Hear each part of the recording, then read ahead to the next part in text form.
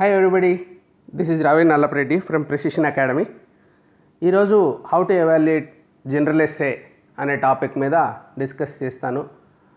One of the most important topics ఇది. ఎందుకంటే చాలామందికి జనరల్ ఎస్సేకి జనరల్ స్టడీస్ ఆన్సర్కి తేడా కరెక్ట్గా తెలీదు. సో జిఎస్లో లాగా కంటెంట్ రిచ్ ఉండి పాయింట్స్ ఉంటే మార్క్స్ వస్తాయి అనుకుంటారు. So that's only part of it. అవి లేకంటే రాదు, కానీ అది ఉంటే సరిపోదు. అయితే ఆబ్జెక్టివ్ టైపు గ్రూప్ 2 రాసుకోవడం, లేకుంటే ప్రిలిమ్స్ మాత్రమే ఇంత ముందు రాసి ఉండడం, ఇలాంటి కారణాల వలన, ప్లస్ అది పూర్తిగా అవగాహన లేకపోవడం వలన, సో అంత అన్ఇంట్రెస్టింగ్గా ఒక రొటీన్గా ఎస్ఏలు రాస్తున్నారు చాలామంది నా స్టూడెంట్స్ కూడా. సో వాళ్ళందరికీ ఒక అవగాహన కోసం ఏం ఎక్స్పెక్ట్ చేయాలి ఎస్ఏలో, మీరే మీ ఎస్సేని ఎవాల్యుయేట్ చేసుకునేలాగా హెల్ప్ చేస్తాను ఇప్పుడు ఈ సెషన్ ద్వారా. దీని తర్వాత మీకే అవగాహన అవుతుంది, ఓకే ఇక్కడ నేను ఇది రాయలేదు కాబట్టి నాకు ఇన్నే మార్కులు వస్తాయి, ఇలా చేస్తే నాకు పెరుగుతాయి. సో ఒక 60-65 మార్క్స్ ఎస్ఏలో తెచ్చుకుంటారు జనరల్గా అందరూ, కానీ 85-90 తెచ్చుకోవాలి. సో ఆ 25 మార్క్స్ ఎక్స్ట్రా ఏదైతే వస్తాయో that will be the differentiator. అందరికీ కామన్గా 350-370 తెచ్చుకుంటే మనము 400-450 తెచ్చుకోవాలి టోటల్గా. సో ఆ ఎస్సే అనేది డిఫరెన్షియేటర్ అవుతుంది, ఇంపార్టెంట్ డిఫరెన్షియేటర్. చదువుకుంటూ పోవడం వల్ల అక్కడ పెరగదు, ఇంకా నువ్వు రాసే విధానాన్ని బట్టి పెరుగుతుంది. సో కాబట్టి ఈ పర్టికులర్ యూనిక్ ఇన్ఫర్మేషన్ ఇది ఎక్కడ బుక్స్లో దొరకదు, కాబట్టి మీరు కేర్ఫుల్గా వినండి, మీకు చాలా హెల్ప్ అయ్యే అవకాశం ఉంది. So what you can expect in this session, ఒక మ్యాథమెటికల్ ఫార్ములా లాగా ఇస్తాను మీకు, how to evaluate general essay. మీది కావచ్చు, వేరే వాళ్ళది కావచ్చు. ఆ ఎవాల్యుయేషన్ మీకు తెలిస్తే, ఏం రాయాలో తెలిస్తే, ఆ రకంగా మీ మనసులో ఒక ఇంప్రెషన్ ఏర్పడిన తర్వాత you will be writing in that format. So ఒక మ్యాథ్, నాకు ప్రతి దాంట్లో మ్యాథ్స్ ట్రై చేస్తాను, క్వాంటిఫై చేయడానికి ట్రై చేస్తాను నేను. So this is an effort. Self evaluation model ఒకటి నేను క్రియేట్ చేశాను, అది మీకు ఇస్తాను. ఈ ఏపీపీఎస్సి ఏం ఎక్స్పెక్ట్ చేస్తుంది అది చెప్తాను దీంట్లో. ఈ జనరల్ ఎస్సేలో ఏం ఎక్స్పెక్ట్ చేస్తుంది, of course that is there in the notification. So you will get better score. ఇది వింటే, ఈ వీడియో వింటే మీరు జనరల్ ఎస్సేలో మంచి స్కోర్ వచ్చే ఛాన్స్ ఉంది. సో వింటే సరిపోదు, అప్లై చేయాలి. సో కానీ ఫస్ట్ ఆఫ్ ఆల్ తెలియాలి మీకు ఏం అప్లై చేయాలో, ఎస్ఏ కాన్సెప్ట్స్ ఏంటి. ఒక డిస్క్లైమర్ ఏమంటే, ఇది నా ఫార్ములా, అంతేగాని ఇది ఎక్కడో బుక్లో లేదు, యూపీఎస్సీ చెప్పలేదు, ఏపీపీఎస్సీ చెప్పలేదు, ఇట్లా మేము ఎవాల్యుయేట్ చేస్తాం, ఇట్లా మార్కులు వేస్తామని వాళ్ళు చెప్పలేదు. నేను మంచి ఎస్ఏలు, మంచి స్కోర్ వచ్చిన వాళ్ళ ఎస్ఏలు, సివిల్ సర్వీసెస్ మెయిన్గా వాళ్ళవి చూసిన తర్వాత నా పర్సనల్ ఒపీనియన్స్ కూడా యాడ్ చేసి నేను ఈ ఫార్ములా మీకు ఇస్తున్నాను. ఇప్పుడు ఏపీపీఎస్సీ ఏం చెప్పింది జనరల్ ఎస్సే గురించి అని చూస్తే, the candidates are required to attempt 3 essays, 1 from each of 3 sections in about 800 words. So ఈ వర్డ్స్ లిమిట్ గుర్తుపెట్టుకోండి, 800 words, 50 marks, 1 hour. Objective paper is design to test candidates knowledge, awareness of variety of subjects. So knowledge కూడా test చేస్తారు. జిఎస్కి దీనికి common ఏంటి అంటే knowledge testing జరుగుతుంది ఇక్కడ కూడా. Ability to compose a sustainable piece of writing on the form of an essay. Sustainable piece, అది మీరు ఏమైనా చెప్తే ఏదో మీ ఒపీనియన్ అనో లేకుంటే జనరల్ టాకో అట్లా ఉండకూడదు, సస్టైన్ చేయగలగాలి మీరు దాన్ని. ఒక ఫ్లో ఉండాలి, ఒక ఆర్గ్యుమెంట్ ఉండాలి, దాన్ని సబ్స్టాన్షియేట్ చేసుకోవాలి, ఒక సస్టైనబుల్ పీస్ ఆఫ్ ఆర్గ్యుమెంట్ ఉండాలి, అది వాళ్ళు చూస్తారు అక్కడ. ఇక్కడ the paper would test the following అని చెప్పాడు. చూడండి what he's going to test. Ability to compose a well argued piece of writing. Argument ఏదైతే ఉందో అది చాలా వెల్ ఆర్గ్యూడ్ ఉండాలి. మనం ఏదో అటు ఒక పాయింట్ ఇటు ఒక పాయింట్ జనరల్గా రాసేసుకుంటా పోతే ఆర్గ్యుమెంట్ బిల్డ్ కాదు. గోడ మీద పిల్లి లాగా రాస్తుంటారు చాలామంది, అటు కొన్ని ఇటు కొన్ని అడిగినా అడగకున్నా. మనకు ఒక ఆర్గ్యుమెంట్ ఉంది, ఒక స్టాండ్ సపోర్ట్ చేయాలన్నప్పుడు దాన్ని బిల్డ్ చేయగలగాలి ప్రాపర్గా. దాని కౌంటర్ ఆర్గ్యుమెంట్ కూడా మనమే కవర్ చేసి సబ్స్టాన్షియేట్ చేసి మన పాయింట్ని ఇంకా బాగా కౌంటర్ చేసి ఒక ఆర్గ్యుమెంట్ బిల్డ్ చేయాలి. Whatever you are saying should be substantiated. Ability to express cohesively and sequentially. ఒక కొహెసివ్ ఆన్సర్ ఉండాలి, ఒక సీక్వెన్స్లో ఉండాలి, ఒక పద్ధతిగా ఉండాలి. ఎట్లంటే అట్లా జిగ్జాగ్ చేసేయకూడదు, ఒకటి ముందు ఒకటి వెనక అట్లా ఉండకూడదు. ఒక ప్రాపర్ ఆర్డర్ ఉండాలి దానికి. కొహెషన్ అంటే ఒక పారాగ్రాఫ్ ఇంకో పారాగ్రాఫ్, దాని నుంచి ఇంకొక పారాగ్రాఫ్, అలాగా ఒకదానికొకటి ఒక కొహెషన్ ఉండాలి, ఒక సంబంధం ఉండాలి. లేక ఒక మాట చెప్పడం, ఇంకొకటి ఏదో వేరేది చెప్పేయడం, మళ్ళీ ఇంకొకటి తీసుకురావడం, ఎట్లా కనెక్టెడ్ అన్నిటికీ ఒకటి తర్వాత ఒకటి రైలు బోగిల్లాగా ఉండాలి అవి. So credit will be given for the following: observing established rules and format for essay writing. అంటే ఇది ఒక స్ట్రక్చర్, అంటే ఒక ఇంట్రడక్షన్, బాడీ, కంక్లూషన్, ఇట్లా ఒక స్ట్రక్చర్. తర్వాత గ్రామాటికల్ కరెక్ట్నెస్ అండ్ ఎక్స్ప్రెషన్ బాగా గుర్తుపెట్టుకోండి. ఎస్పెషల్లీ ఇంగ్లీష్లో రాస్తున్న వాళ్ళు గ్రామాటికల్గా కరెక్ట్ ఉండాలి. పెద్ద సెంటెన్స్లు రాసుకుంటా కామాలు పెట్టుకొని యాడ్ చేసుకుంటా పారాగ్రాఫ్ అంతా ఒక సెంటెన్స్ లాగా రాసే వాళ్ళని చూశాను. సో తెలుగులో ఎట్లా అనుకుంటారో ఇంగ్లీష్లో అట్లే రాసేసేటోళ్ళని కూడా చూశాను. సో ఇది కాదు. ఎస్సే రైటింగ్లో గ్రామాటికల్ కరెక్ట్నెస్ చూస్తారు. అది ఎట్లంటే అట్లా రాస్తే మాత్రం చాలా ఇబ్బంది అయిపోతుంది. పంక్చువేషన్స్, గ్రామరు, స్పెల్లింగ్స్ అన్నీ కూడా, హ్యాండ్ రైటింగ్ లెజిబిలిటీ, అట్లీస్ట్ లెజిబుల్ ఉండాలి. ఎట్లంటే అట్లా గజిబిజిగా రాయకూడదు. Originality of thought and expression చాలా ఇంపార్టెంట్. ఇది ఒరిజినల్ ఉండాలి. అది చూస్తానే అంతా వేరే text book local self government అంటే లక్ష్మీకాంత్ ఎత్తుకొచ్చి పెట్టేది కాదు. You have to originally think. So originality of expression కూడా వాళ్ళు అబ్జర్వ్ చేస్తారు. ఇది ఏపీపీఎస్సి. దాన్ని బేస్ చేసుకొని నేను ఇంకా కూడా వేరే నాకున్న అవగాహనని బేస్ చేసుకొని దేనికి ఎన్ని మార్కులు, 50 మార్కుల ఎస్సేలో దేనికి ఎన్ని మార్కులు మీరే రాసిండేది ఇంత ఈ రీసెంట్గా పక్కన పెట్టుకొని వాటికి మార్క్స్ ఇచ్చుకుంటే వెళ్ళండి. సో ఎక్సలెంట్ అంటే ఏంటి? ఇంట్రడక్షన్ ఎక్సలెంట్ ఎప్పుడు ఉంటుందంటే వెరీ ఇంట్రెస్టింగ్ ఇంట్రడక్షన్. ఇంట్రెస్టింగ్ చాలా ముఖ్యమైన విషయం ఇది. కొన్ని వందల ఎస్సేలు చూస్తూ ఉంటారు ఎవాల్యుయేట్ చేసేటప్పుడు ఎగ్జామినర్. అయితే వాళ్ళు ఈ పేపర్ ఎవాల్యుయేట్ చేసేటోళ్ళకి ఇంట్రెస్ట్ క్రియేట్ కావాలి. రొటీన్గా అందరూ చెప్పిండేదే మొదలుపెట్టేసి ఏదో వెళ్ళిపోతుంటే వాళ్ళకి ఏదో మార్కులు వేసేస్తారు తప్పించి ఇంట్రెస్ట్ క్రియేట్ చేయాలి. ఫ్రెష్నెస్ ఉండాలి. రియల్ లైఫ్ ఎగ్జాంపుల్స్ కావచ్చు, అనెక్డోట్స్ కావచ్చు, సూటబుల్ కోట్ కావచ్చు, ఏదో ఒకటి చెప్పి కొంత ఫ్రెష్నెస్ క్రియేట్ చేసి fresh thought, fresh introduction, interesting, really important అట్లాంటివి రాస్తా ఎక్సలెంట్, ఎస్ రియలీ గుడ్ అంటాడు. సో గుడ్ అనుకో, గుడ్ ఇంట్రడక్షన్ అంటే ఒక డిఫరెంట్గా టు ది పాయింట్. సో ఎనెక్డోట్స్కి ఇట్లాంటివి ఏం లేదు, కానీ ఒక టు ది పాయింట్ ఉంటుంది. ఏదో డెఫినేషన్ నీట్గా ఇచ్చి కొంచెం టు ది పాయింట్ నీట్గా పెట్టేస్తే ఇంట్రడక్షన్ ఓకే, గుడ్. అది ఇది వెరీ గుడ్, ఎక్సలెంట్. తర్వాత ordinary, regular and routine introduction ఇచ్చినారనుకో ఎవరన్నా, రెగ్యులర్ అండ్ రొటీన్ అందరిలాగా, దట్ ఈస్ కాల్డ్ ఆర్డినరీ అనమాట, ఆర్డినరీ. సో బ్యాడ్, కొంతమంది ఇంట్రడక్షనే ఇవ్వరు, రాసుకుంటే వెళ్ళిపోతారు.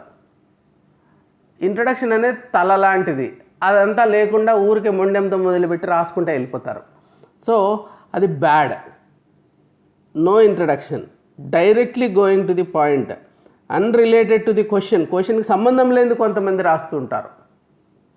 Not connected to the body, అదేదో ఇంట్రడక్షన్ ఒక రకంగా రాసేస్తారు, అదేదో సపరేట్ పార్ట్ అన్నట్టు. మళ్ళీ బాడీ ఆఫ్ ది ఎస్సే ఇంకొకటి ఉంటుంది సంబంధం లేకుండా, డిస్కనెక్టెడ్. అది బ్యాడ్, వెరీ బ్యాడ్. సో మార్కులు ఎలా వేసుకోవాలా దీన్ని బేస్ చేసుకొని? ఎక్సలెంట్ అనుకో 4 మార్క్స్ వేసుకోండి, good 3 marks, ordinary 2 marks, bad ఇంట్రడక్షన్కి మార్క్స్ ఉండవు, పోతాయి. సో ఇంట్రడక్షన్లోకే ఇన్ని మార్కులు వేసుకోండి. అయితే సపరేట్గా మార్క్స్ వేయకపోవచ్చు వాళ్ళు ఎవాల్యుయేట్ చేసేటప్పుడు, అన్నీ కలిపేస్తారు, కానీ దీనికి ఆ ఇంప్రెషన్ అనేది క్రియేట్ అవుతుంది కదా. సో ఓవరాల్గా 5 మార్క్స్ దీనికి అలకేట్ చేసుకున్నాం మనం. తర్వాత కంటెంట్. సో కంటెంట్కి 50కి 50 కంటెంటే అనుకొని ఉంటారు. 50కి 50 కాదు, 20 మార్కులు కంటెంట్కి ఇస్తారు. కంటెంట్ అంటే ఏంటి? వరుసగా పాయింట్లు రాసుకుంటా పోవడం కాదు, డైమెన్షన్స్ ముఖ్యం. సో ఇప్పుడు historic dimension, political dimension, economic dimension, social dimension, cultural dimension, ఇట్లా ఆల్ డైమెన్షన్స్ మనం కవర్ చేయాలి. ఒకటే డైమెన్షన్ తీసుకొని రాసేయకూడదు. ఇప్పుడు ఒక కంప్లీట్ మీల్ అంటే ఏముంటుంది? మరి కూర ఉంటుంది, తాలింపు ఉంటుంది, రసం ఉంటుంది, పెరుగు ఉంటుంది, ఊరగాయ ఉంటుంది, పాపడ్ ఉంటుంది, అన్నీ ఉంటాయి. దానికి డెజర్ట్ ఉంటుంది, స్టార్టర్స్ ఉంటాయి. అలా కాకుండా ఒకటే పట్టుకొని ఒక రైసే పెట్టేసి తినే అంటే కుదరదు. ఎక్కువ పెడితే కూడా సరిపోదు కదా. అందుకోసము ఒక రోటీని మాత్రమే సరిపోదు, అన్నీ ఉండాలి, అన్ని డైమెన్షన్స్. ఒక డైమెన్షన్లో ఎక్కువ రాసే బదులు అన్ని డైమెన్షన్స్ కవర్ చేయడానికి ట్రై చేయాలి. సో దానికి ఒక 4 మార్కులు వేసుకోండి. కంటెంట్లో అన్ని డైమెన్షన్స్ వచ్చాయా, అన్ని పాయింట్స్ వచ్చాయా. సబ్స్టాన్షియేషన్ చాలా ముఖ్యము. ప్రతి పారాగ్రాఫ్లో ఒక సూటబుల్ ఎగ్జాంపుల్ ఇచ్చి సబ్స్టాన్షియేట్ చేసుకోవాలి. ఒక్కొక్క సబ్స్టాన్షియేషన్కి 0.5 మార్క్స్, హాఫ్ మార్క్. అలాగా మ్యాక్స్ ఆఫ్ 4 మార్క్స్ దీనికి సబ్స్టాన్షియేట్ చేసుకోవడానికి. మ్యాక్స్ ఎక్కువ ఇంకా రాసుకుంటా పోయినంత అంటే 8 ఎగ్జాంపుల్స్ మీరు టోటల్. అలా కాకుండా ఇంకా 20 ఎగ్జాంపుల్స్ ఇచ్చినా ఇంకా ఎక్కువ ఎగ్జాంపుల్స్ అనే కాదు, ఒక సబ్స్టాన్షియేషన్ మేజర్ పాయింట్స్కి సబ్స్టాన్షియేషన్ ఉండాలి. తర్వాత demonstration of thorough knowledge about subject, proper argument. తర్వాత ఒక ఆర్గ్యుమెంట్ అనేది ప్రాపర్గా బిల్డ్ చేయాలి. సో నువ్వు ఇప్పుడు నీదేదో ఒక స్టాండ్ ఉంటుంది, దానికి కౌంటర్ స్టాండ్ కూడా నువ్వు ఫస్ట్ ఎక్స్ప్లెయిన్ చేసి దాన్ని మళ్ళా మనము ఆ కౌంటర్ స్టాండ్ని కౌంటర్ చేసి మన స్టాండ్ని ప్రజెంట్ చేసి సో దాన్ని ఎస్టాబ్లిష్ చేసుకుని ఒక ఆర్గ్యుమెంట్ ఒక ఫ్లోలో తీసుకెళ్ళాలి. ప్రాపర్ ఆర్గ్యుమెంట్ బిల్డ్ చేయాలి. అప్పుడు ఒక 4 మార్క్స్ వస్తాయి. అలా covering all aspects of the క్వశ్చన్లో ఒక 2-3 కాంపోనెంట్స్ ఉండే అవకాశం ఉంది. అన్నిటినీ కవర్ చేయాలి. ఏదో ఒకదాన్నే చేసుకుంటా వెళ్ళిపోకూడదు. ఆల్ ఆస్పెక్ట్స్, ఆల్ డైమెన్షన్స్ ఉంటాయి. So that you will get up to 4 marks for that. Freshness, ఇంకొచ్చి ఫ్రెష్నెస్ అనమాట. సో లెస్ నోన్ ఫ్యాక్ట్స్ ఇవ్వాలి. అందరికీ తెలిసిన డెమోక్రసీ అంటే Abraham Lincoln, for the people, by the people అని రాయకూడదు. చిన్నపిల్లలకు రాసినట్టు అవుతుంది.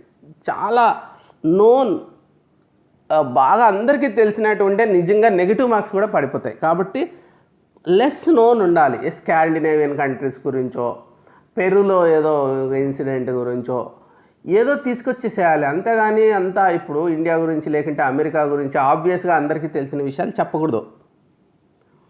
తర్వాత less used phrases, quotes, quotations కానీ, ఫ్యాక్ట్స్ కానీ, ఫ్రేజెస్ కానీ లెస్ యూజ్డ్ ఉండాలి.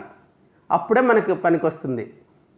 Beaten already thousands of users మరి ఎస్ఏ పేపర్లలో అదే వస్తే మళ్ళీ అదే రాసామనుకో ఏమి ఇంట్రెస్ట్ ఉండదు చదివేటోళ్ళకి. సంథింగ్ న్యూ ఉండాలి యూజర్కి, రీడర్కి. ఇది చదివిన తర్వాత కొత్త విషయం ఏమన్నా రావాలి. మొత్తం పేపర్ చదివి దీంట్లో కొత్తదనం ఏం లేదనుకోండి మార్క్స్ రావు. ఫ్రెష్నెస్ ఉండాలి. ఇప్పుడు వాల్యూ ఫర్ టైం ప్రపోజిషన్ ఇవ్వాలి వాళ్ళకి. ఇంత టైం పెట్టా, 20 మినిట్స్ చదివాను ఈ ఎస్ఏ, నాకు ఏం తెలిసిందంటే ఏమీ లేదు, కొత్త విషయం ఏమీ లేదు. Fresh perspective. ఇప్పుడు ఒక సినిమాకి వెళ్తాం, కొత్త సినిమాకి, పాత సినిమాల్లో ఉండే సీన్లే రిపీట్ అయ్యి అవే ఉంటే ఏం చూస్తాం దాన్ని. సో కొంత ఫ్రెష్నెస్ ఉండాలి. కథ కొత్తదైనా ఉండాలి, కథనమన్నా కొత్తది ఉండాలి కదా. The way you express that. అందుకోసము ఇట్ షుడ్ స్టాండ్ అవుట్. అది గుర్తుపెట్టుకోండి. స్టాండ్ అవుట్ కావాలి. ఎస్సే చాలా ఇంపార్టెంట్. అది మంచి వేస్తే స్టాండ్ అవుట్ అవుతుంది. It should look different. an impression that author of the essay is well read and an intellectual, అది కూడా ఇవ్వాలి.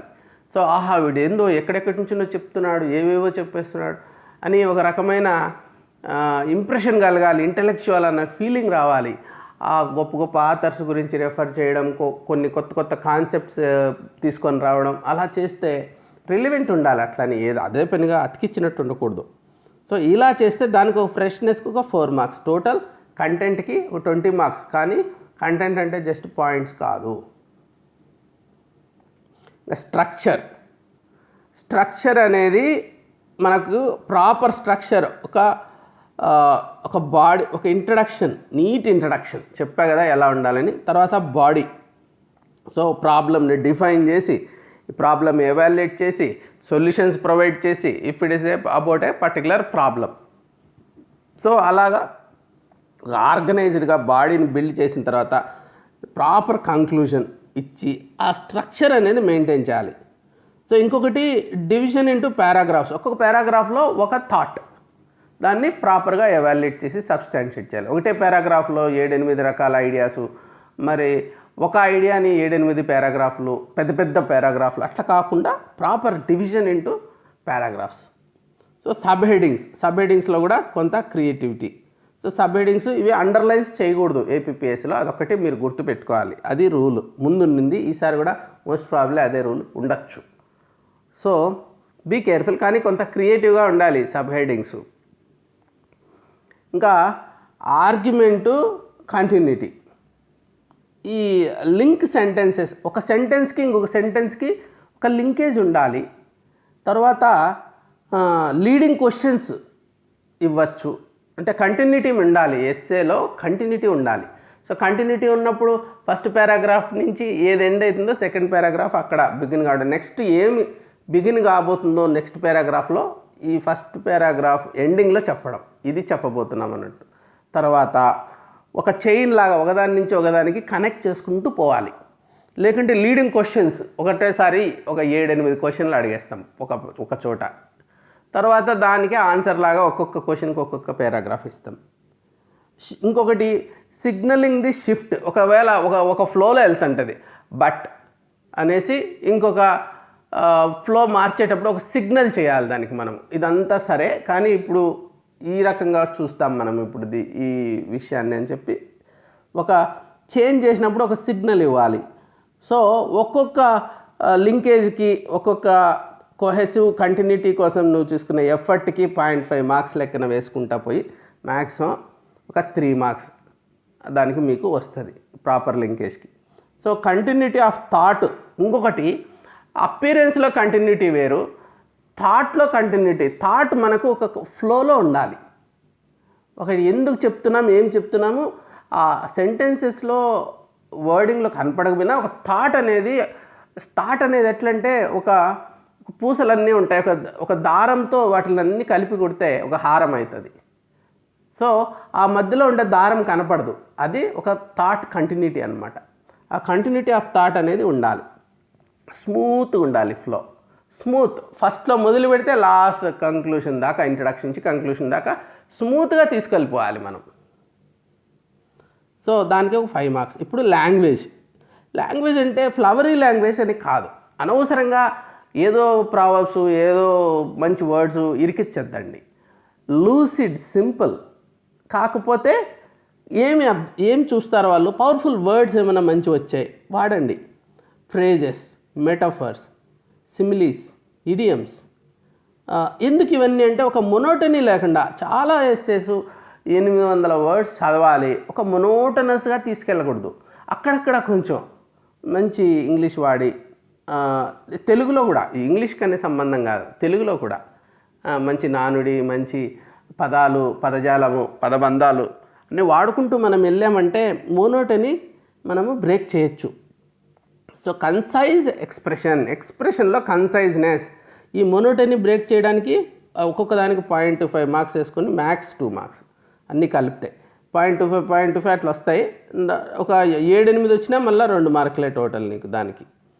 సో కన్సైజ్ ఎక్స్ప్రెషన్, నువ్వు చెప్పదలుచుకునింది 20 పదాలలో నువ్వు చెప్పగలవు అనుకో, కరెక్ట్గా చెప్పాలి, 21 పదం వాడకూడదు. సో 20 వర్డ్స్లో వాడగలిగింది 20 వర్డ్స్లో చెప్పగలగాలి కాన్సెప్ట్. ఇంకా తక్కువ 19లో ఎవడన్నా చెప్పగలిగాడు అనుకో అదే విషయం, దట్ ఈస్ బెటర్.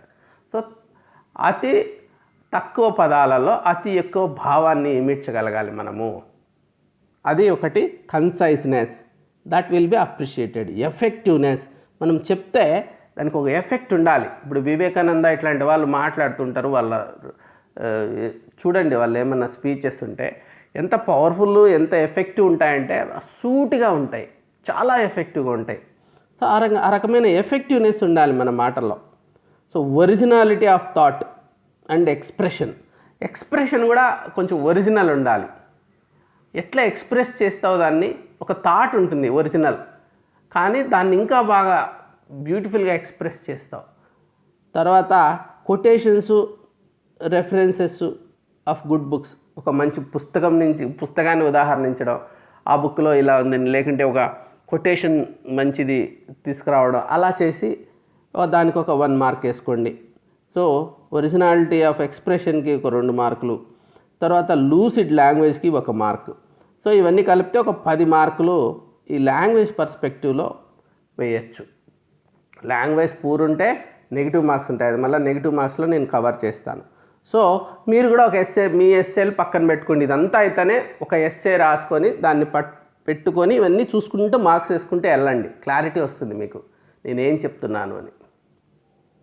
ఊరికే ఒక స్టోరీ లాగా ఒకవేళ వినొచ్చు, ఇప్పుడు మళ్ళీ ఒక ఎస్సే మీరు రాసింటారు కదా, తర్వాత దాన్ని పెట్టుకోండి, మళ్ళీ ఇది తీసుకొని దీని ప్రకారం ఇచ్చుకుంటూ వెళ్ళండి. మనసులో గుర్తుపెట్టుకోండి, ఇదంతా మీరు రీప్రొడ్యూస్ చేయగలగాలి. లాస్ట్లో అడుగుతాను నేను ఏమేమి చెప్తున్నాను, దేనికి ఎన్ని మార్కులు, అంతా బాగా నేర్చుకొని అప్పుడు మీరు మీ ఎస్సేని ఎవాల్యుయేట్ చేయడానికి వాడుకోండి. వాడిన తర్వాత మీకు అర్థమవుతుంది ఎట్లా ఇంప్రూవ్ చేయాలని. తర్వాత కంక్లూషన్ ఉంది, excellent, good, ordinary, bad, introduction లాగానే. What is excellent conclusion? ఒక ఫ్యూచరిస్టిక్గా, ఆప్టిమిస్టిక్గా, ఏదో ఇంకంతే ప్రపంచం మునిగిపోద్ది, ఇప్పుడు కరోనా గురించే కావచ్చు, ఇంకంతే ఎండ్ ఆఫ్ ది వరల్డ్ అన్నట్టు రాసేయకూడదు. కొంచెం ఆప్టిమిస్టిక్, కొంచెం ఫ్యూచరిస్టిక్, మంచి ఫ్రేజెస్ ఏమన్నా లాస్ట్లో ఒక క్లైమాక్స్. ఇది సినిమాలో క్లైమాక్స్ మామూలు సినిమాలాగా మధ్యలో ఉన్నట్టు ఉండదు. క్లైమాక్స్ అనేసరికి దానికి మొత్తం అంతా తీసుకొచ్చేస్తారు, అందరూ యాక్టర్స్ అక్కడికి వచ్చేస్తారు, ఒక కంక్లూషన్ వస్తుంది, ఒక హైప్ వస్తుంది, ఒక పెద్ద చేజ్ ఏదో ఉంటుంది, సంథింగ్ హై డ్రామా. సో మంచి ఫ్రేజెస్, చాలా పవర్ఫుల్ వర్డ్స్, ఇంపాక్ట్ఫుల్ ఉండాలి. అది ఇంపాక్ట్ఫుల్ అంటే క్లోజ్ చేసేసిన తర్వాత 2-3 రోజుల తర్వాత కూడా అది గుర్తొస్తుండాలి. ఎస్ఏ అంత బాగుండాలి, అది ఇంపాక్ట్ క్రియేట్ చేయాలి. Connect the fictitious character. ఒకవేళ ఫస్ట్లో ఈ ఫిక్షిషియస్ క్యారెక్టర్ ఇంట్రడ్యూస్ చేసామనుకో, దాన్ని మళ్ళీ మర్చిపోకుండా లాస్ట్లో తీసుకొచ్చి కనెక్ట్ చేయడం. సో ఇలా చేస్తే ఎక్సలెంట్ కంక్లూషన్ అంటారు. సో ఇంకా గుడ్ అనుకో, డీసెంట్ ఎనఫ్ ఉంటే good conclusion. So ordinary, routine and boring conclusion రాస్తా అంటారు పెసిమిస్టిక్గా, అట్లా అది ఆర్డినరీ. సో నో కంక్లూషన్ ఉంటారు మహానుభావులు, కొంతమంది కంక్లూడ్ కూడా చేయరు, వదిలేస్తారు, ఏం చెప్పరు ఇంకా. సో బ్యాడ్ కంక్లూషన్స్ ఉంటాయి, చెప్పిన బాడీలో అంతా ఒకటి చెప్పడం, కంక్లూషన్కి వచ్చేసరికి వేరేది కంక్లూడ్ చేయడం. So different stand from the body of the essay, that's worst. So నువ్వు అంతా చెప్పింది ఏంది, కంక్లూడ్ చేసేది ఏంది, అట్లా అయిపోతుందన్నమాట. సో ఇప్పుడు రామాయణం అంతా చెప్పేసి హనుమంతుడు ఒక శత్రురాజు అనేసినామనుకో రాముడికి, ఏం అర్థం దాంట్లో? అలా ఉంటుంది. కంక్లూషన్ అనేది కరెక్ట్గా మనం చెప్పిన దానికి కన్సిస్టెన్సీ ఉంటూ ఇంకా పవర్ఫుల్గా ఉండాలి, ఫ్యూచరిస్టిక్గా ఉండాలి, ఆప్టిమిస్టిక్గా ఉండాలి, పవర్ఫుల్గా ఉండాలి. అంత కాకుండా ఊరికే డిస్కనెక్టెడ్గా రాయకూడదు. సో ఎక్సలెంట్ అనుకోండి 4 మార్క్స్ వస్తాయి, ఎక్సలెంట్కి 4 మార్క్స్, గుడ్ అంటే 3 marks, ordinary conclusion 2 marks, bad no conclusion 0 marks. ఈ రకంగా ఒక ఎస్సేకి మీరు ఎవాల్యుయేట్ చేస్తే మీరే ఒక ఎవాల్యుయేటర్. మీకు ఎవాల్యుయేషన్ కూడా రావాలి, మంచి మార్క్స్ రావాలంటే జిఎస్లో కానీ ఎస్ఏలో కానీ మీరే ఎవాల్యుయేట్ చేయాలి పేపర్, మీది కావచ్చు వేరే వాళ్ళది కావచ్చు. నా దగ్గర జనరల్ ఎస్ఏ వర్క్షాప్ చేసినప్పుడు అదే చేయించాను, వాళ్ళది వాళ్ళు చేసుకున్నారు, పక్క వాళ్ళది చేసుకున్నారు, ఎక్స్చేంజ్ చేసుకున్నారు, నేను ఎవాల్యుయేట్ చేశాను. సో ఎవాల్యుయేషన్ మీద ఒక క్లారిటీ తీసుకొచ్చాను వాళ్ళకి. అలాగే మీరు కూడా ఇంట్లోనే కూర్చొని మీ ఎస్ఏ, వేరే బెస్ట్ ఎస్ఏ అని ఏదన్నా ఉంటుంది, ఇంకొక రోజు ఎప్పుడన్నా నేను ఒక బెస్ట్ ఎస్ఏ అనేది నేను మీకు ప్రజెంట్ చేస్తాను. మీరు కూడా డౌన్లోడ్ చేసుకొని ఐఏఎస్ టాపర్స్వి ఎవరైనా బెస్ట్ ఎస్ఏస్ చూడండి, ఎవాల్యుయేట్ చేయండి నేను ఇచ్చిన క్రైటీరియాతో. వాళ్ళకి ఎన్ని మార్కులు వచ్చినాయో ఆ రకంగా వస్తున్నాయా నా క్రైటీరియాలో చూడండి. అట్లే అదే క్రైటీరియా మీ ఎస్ఏకి పెట్టుకుంటే ఎన్ని వస్తాయి మీకు చూడండి. ఇంకా నెగిటివ్ మార్క్స్ కూడా ఉంటాయి. పాజిటివ్ మార్క్స్ వేసాను కదా. ఇప్పుడు అవి వేసుకుంటూ పోయిన తర్వాత నెగిటివ్ మార్క్స్ ఉంటాయి. గ్రామర్ మిస్టేక్స్ చేశారు, -0.5 marks for each mistake, up to 10 marks పోతాయి మ్యాథ్స్. అది ఇంకా మార్క్స్ తీసుకుంటా వెళ్ళిపోరు, మొత్తం అంతా తీసేరు కదా పాపం అనేసి, ఇంతేలే వీడు అనుకుంటారు, వీడికి సబ్జెక్ట్ ఉంది గ్రామర్లు. కానీ ఎంతవరకు అది తీస్తూనే ఉంటారు. మొదలు ఫస్ట్ పారాగ్రాఫ్లోనే తప్పులు రాసేవాళ్ళు చాలామందిని చూశాను. ఫస్ట్ పారాగ్రాఫ్లో 2-3 తప్పులు grammar mistakes. So subject verb agreement కావచ్చు, ఆ టెన్సెస్లో కావచ్చు, చాలా తప్పులు చేస్తుంటారు. సో ఈ కాంప్లెక్స్ సెంటెన్స్ రాసేయడము, మధ్యలో ఊరికి కామాలు పెట్టేయడము, ఏదేదో గందరగోళం, క్యాపిటల్ లెటర్స్ బదులు స్మాల్ లెటర్స్ రాయడం, ఎన్నో రకాల తప్పులు చేస్తారు. తప్పులు వాళ్ళు మైనస్ మార్క్స్ ఉంటాయి, గుర్తుపెట్టుకోండి. తెలుగులో కూడా తప్పులు చేస్తుంటారు. తెలుగులో మధ్య మధ్యలో ఏదేదో అనవసరమైన ఇంగ్లీష్ వర్డ్స్ వాడేయడము, లేకంటే తప్పు గ్రామర్, తెలుగు గ్రామర్ కూడా తప్పు చేస్తుంటాము. మరి అవన్నీ కూడా జాగ్రత్తగా గమనించుకోవాలి. స్పెల్లింగ్ మిస్టేక్స్ ఉంటాయి. కొంతమంది చాట్ చేసే అలవాటు అయిపోయి అదే రాసేస్తుంటారు. ఎస్ఎల్ఎల్లో కూడా అబ్రివేషన్స్ అట్లా రాసేస్తుంటారు. స్పెల్లింగ్ మిస్టేక్స్ కాకుండా అట్లాగే చాట్ స్పెల్లింగ్స్ కానీ స్పెల్లింగ్ మిస్టేక్స్ కానీ ఏమన్నా ఉంటే 0.25 ఫర్ ఈచ్ మిస్టేక్ తీసేయాల. మ్యాక్స్ ఆఫ్ 5 మార్క్స్ తీసుకోండి, తీసేస్తారు. తర్వాత హ్యాండ్ రైటింగ్ ఇల్లెజిబుల్ అనుకోండి, -5 మార్క్స్. మీరు అంతా బాగానే రాశారు, ఎవడు ఆడేమి హ్యాండ్ రైటింగ్లో మరి ఇన్స్క్రిప్షన్స్ చదివినట్టు చదవరు. ఇన్స్క్రిప్షన్స్ అనుకో ఏం అర్థం కాకుండా పోరాటం చేసి కష్టపడి అది అయిండొచ్చు, ఇది అయిండొచ్చు అని చదువుతాం. ఇక్కడ అట్లా చదవం కదా, ఇల్లెజిబుల్ అది పోతాయి మార్కులు, చాలా పోతాయి. నువ్వు చెప్పదలసింది వాడు స్పీడ్గా వెళ్ళిపోతాడు, ఇంకా వాడు గంటలు కూర్చోరు కదా మీరు ఎవాల్యుయేట్ చేసుకుంటూ. ఇంకా అగ్లీగా ఉందనుకో, చాలా 2వ క్లాస్ పిల్లల లెక్క అట్లంతా ఉంటే -3 మార్క్స్. తర్వాత బ్యూటిఫుల్ ఉందనుకో +3 మార్క్స్ వేసుకోవచ్చు, బ్యూటిఫుల్ ఉంటే. అంతేగాని బ్యూటీ ఆఫ్ లాంగ్వేజ్ హ్యాండ్ రైటింగ్కే మార్క్స్ వచ్చేవి, కానీ కొంచెం ప్లస్ ఉంటుంది, మైనస్ కూడా ఉంటుంది, ఒక 3 అటు ఇటు. అంతేగాని మరీ ఎక్కువ డిఫరెన్షియేట్ కాదు లెజిబుల్ అయితే. కానీ ఇల్లెజిబుల్ అయితే మాత్రం చాలా కష్టం. అది చాలా కేర్ఫుల్గా ఉండండి. మీరు రాసిండేది మీకు అర్థమైతే చాలదు, ఇంకా వేరే వాళ్ళకు కూడా అర్థం కావాలి. మా అన్న కూడా చాలా బ్రిలియంట్ ఉండే, ఎగ్జామ్లో హ్యాండ్ రైటింగ్ చాలా పూర్ ఉండి సివిల్స్ క్లియర్ చేయలేకపోయాడు. సో అది కూడా కొంచెం గమనించుకోవాలి. పంక్చువేషన్స్, ఈ capital small, comma, full stop, question marks, ఇవన్నీ కూడా పంక్చువేషన్స్. ఇవన్నీ ఒక్కొక్క పంక్చువేషన్ తప్పుకి 0.25 మార్క్స్ తీసేసుకోవాలి. టోటల్ మ్యాక్స్ ఆఫ్ 5 అంటే ఇంకా దీంట్లోనే మొత్తం 50-60 మార్కులు తీసేయరు. So max of 5 marks. Extreme and baseless opinions పెట్టుకోకూడదు. ఇది ఒపీనియన్స్ విషయంలో మరి ఏమి బేసిస్ ఉండదు, ఓ అని టీవీ డిబేట్స్లో లాగా ఎక్స్ట్రీమ్ ఒపీనియన్స్ చెప్తూ ఉంటారు, అట్లా ఉండకూడదు. మరీ ఎక్స్ట్రీమ్లీ పెసిమిస్టిక్ అట్లంతా తీసుకురాకూడదు కంక్లూజన్స్. ఇల్లాజికల్, ఈ లాజిక్ ఉండాలి బేసిక్గా. Abrupt changes in the flow ఉండకూడదు. ఇమ్మెచ్యూర్ ఒపీనియన్స్ ఉండకూడదు. ఇవన్నిటికీ ఒక -5 మార్క్స్ ఇట్లాంటివి ఉంటాయి టోటల్. సో కొంతమంది అవుట్ ఆఫ్ బౌండరీ, అసలు క్వశ్చన్కి ఎక్స్పెక్టేషన్ ఏంటి, ఇది రాయాలి అని ఉంటుంది, దానికి ఒక బౌండరీ ఉంటుంది. ప్రతి ఎస్సేకి expected what is it expecting from us, ఒక ఎస్సే క్వశ్చన్. దాన్ని బౌండరీస్ ఏర్పరచుకోవాలి, దాన్ని దాటిపోకూడదు. ఇర్రెలవెంట్ పాయింట్స్ అన్నీ రాయకూడదు, పూర్ లాజిక్ ఉండకూడదు. కొంతమంది క్వశ్చనే ప్రాపర్గా అర్థం చేసుకోరు. సో ఒక క్వశ్చన్ని ఒక 60% క్లారిటీ ఉంటుంది, వాళ్ళకి అర్థమవుతుంది. ఆ మార్కులు కూడా అంతే వస్తాయి. అది ఎంత బాగా రాసుకో. తర్వాత అండర్స్టాండింగ్ ఆఫ్ ది క్వశ్చనే పోయిందనుకో, it can be really costly. ఎంత మిస్అండర్స్టాండ్ చేసుకున్నావో అంత కాస్ట్, అంటే అంత నెగిటివ్ మార్క్స్. ఇది నెగిటివ్ మార్క్స్ని కూడా మనం దృష్టిలో పెట్టుకున్నాము. ఇప్పుడు నేను I will try to recap what I told.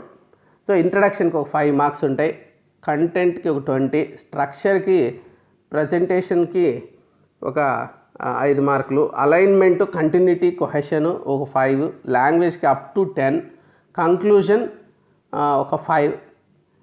తర్వాత ఈ ఈ దీంతో పాటు మీరేమంటే దీని ఇంకా డీటెయిల్స్ తెలియాలి, మీకు ఎగ్జాంపుల్స్ ఇవంతా నేను చెప్పలేదు, స్మాల్ సెషన్ ఇది. సో ఇంకా కావాలంటే ఒక బుక్ రాశాను నేను ఇప్పుడు, డీకోడింగ్ ఆన్సర్ రైటింగ్ స్కిల్స్ అని అమెజాన్లో దొరుకుతుంది. నా పేరు పెట్టి చూస్తే Ravi Nallapareddy, decoding answer writing skills. దాంట్లో జస్ట్ 99 రూపీస్. అది తీసుకుంటే మీకు ఒక చాప్టర్ పూర్తిగా జనరల్ ఎస్సే గురించి కవర్ చేశాను. తర్వాత apply this criteria to A known good essay, ఇంతకుముందే చెప్పాను నేను టాపర్స్ది. తర్వాత మీరు రాసినది కూడా ఒకటి పెట్టుకోండి.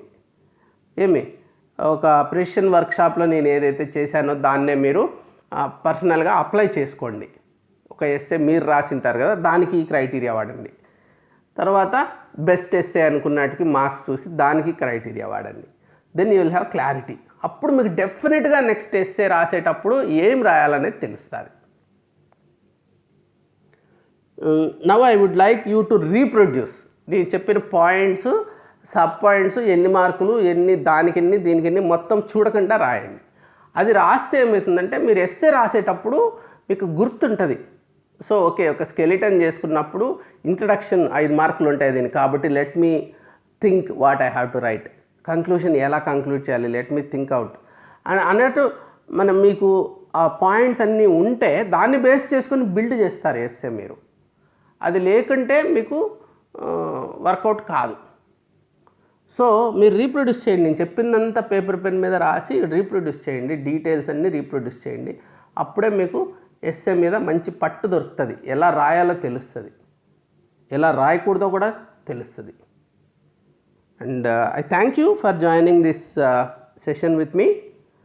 You can go to www.precisionacademy.in and freely register, use our free tests and whatever is freely available there, or you can call 8101010140 or 50 or 60 if you want to talk to our people, educational consultants, or if you want to talk to me, 85 number, but you please don't call me, just give a message, WhatsApp message. I will be seeing and then I will respond at my convenient time. That way I can easily handle the students' questions. Okay, thank you very much. Have a good day. Bye bye.